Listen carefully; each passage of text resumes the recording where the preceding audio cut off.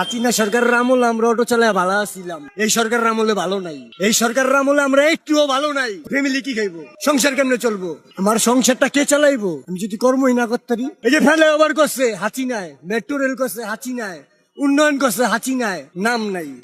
রাজধানীর এক ব্যস্ত সড়কের পাশে দাঁড়িয়ে নিজের জীবনের কষ্টের কথা বলছিলেন এক রিকশা চালক। এই শ্রমজীবী মানুষটি বর্তমানে অর্থনৈতিক পরিস্থিতি নিয়ে গভীর হতাশা প্রকাশ করেন। তার ভাষায়, এই সরকারের আমলে আমরা ভালো নেই, আগের মতো কাজ পাই না, আয় কমে গেছে, ঠিক মতো খেতেও পারি না।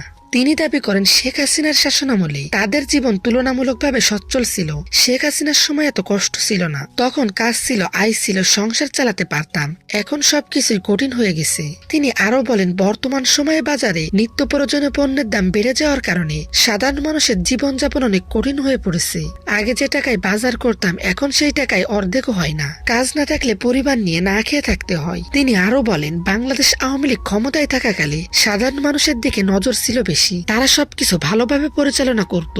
তখন আমাদের মতো গরিব মানুষের তেমন কোনো দুঃখ কষ্ট ছিল না। রিকশা চালকের এই বক্তব্য সামাজিক যোগাযোগ মাধ্যমেও আলোচনার জন্ম দিয়েছে। দর্শক, এই বিষয়ে আপনার মতামত কি জানান কমেন্টে।